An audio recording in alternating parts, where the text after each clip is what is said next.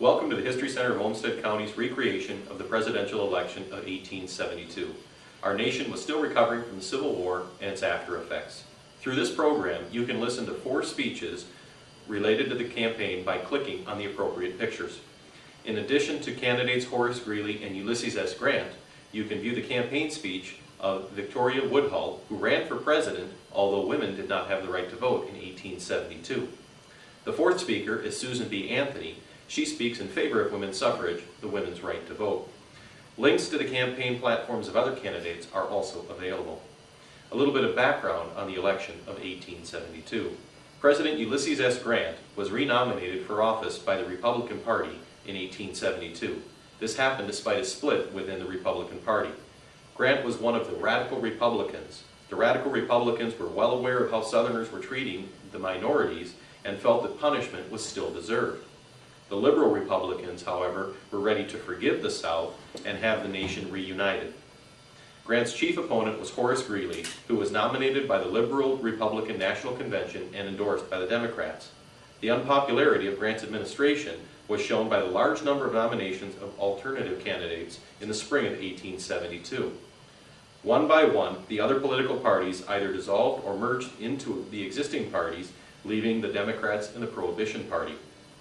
Horace Greeley's campaign was a struggle throughout the election because of his beliefs and behavior. He was a vegetarian, did not believe in God, was untidy in his appearance.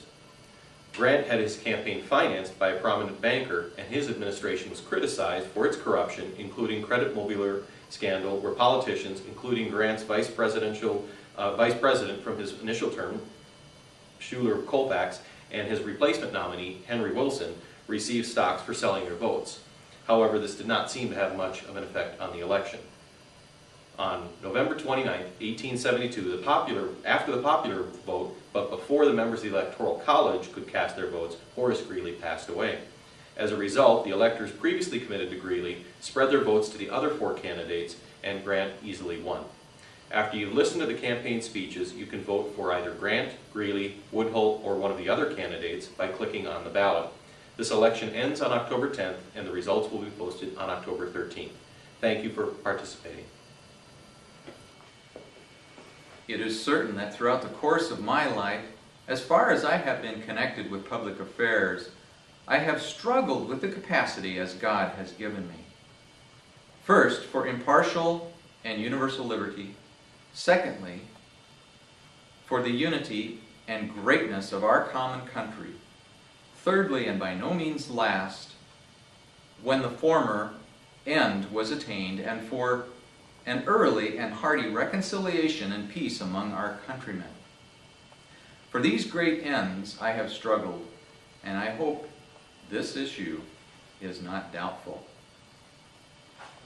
Those adverse to me ask what pledges I have given to those lately hostile to the Union to secure their favor and support. I answer, no man or a woman in the South ever asked of me, directly or through another, any other pledge than is given through all my acts and words. From the hour of Lee's surrender down to the moment, no Southern man has ever hinted to me an expectation, hope, or wish that the rebel debt, whether Confederate or state, should be assumed or paid by the Union. And no Southern man who could be elected to the legislature or made colonel of a militia regiment had suggested the pension of the rebel soldiers for any of them, even as a remote possibility. All who nominated me were perfectly aware that I had upheld and justified federal legislation to repress Ku Klux conspiracy and outrage, though I have long insisted, as strenuously as I do, that complete amnesty and general oblivion of the bloody and hateful past would do more for the suppression and utter extinction of such outrages than all the forced bills and suspensions of habeas corpus ever devised by man. Wrong and crime must be suppressed and punished, but far wiser and nobler is the legislation, the policy by which they are prevented. From those who support me in the South, I have heard but one demand: justice. But one desire: reconciliation. They wish to be heartily reunited with the North on any terms which do not involve the surrender of their manhood. They ask that they should be regarded and treated by the federal authorities as citizens, not as culprits, so long as they obey and uphold every law consistent with equality and right. They desire a rule which, alike for black and white, shall encourage industry and thrift and discourage rapacity and villainy. They cherish a joyful hope, in which I fully concur, that between the 5th of November and the 4th of March next, a number of governors and other dignitaries who, in the absurd name of republicanism and loyalty, have for years been piling debts and taxes upon their war-wasted states, will follow the wholesome example of Bullock of Georgia and seek the shades of private life.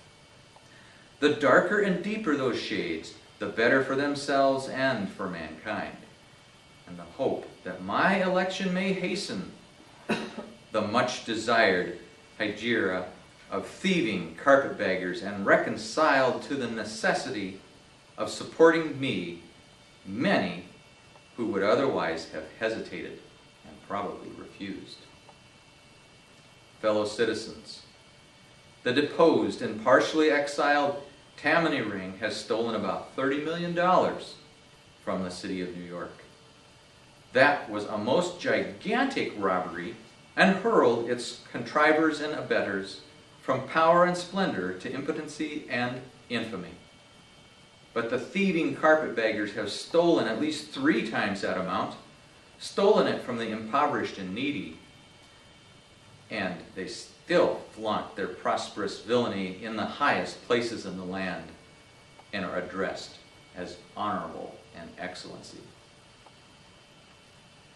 I think I hear a voice from the honest people of the states declaring their infamy shall be gainful and insolent no longer, and the furthest from the 4th of March next. By that time, those criminals will have heard a national verdict pronounced that will cause them to fold their tents like the Arabs, and as silently steal away. And that, I trust, will be the end of their stealing and the cost of the good name of our country and the well-being of our people.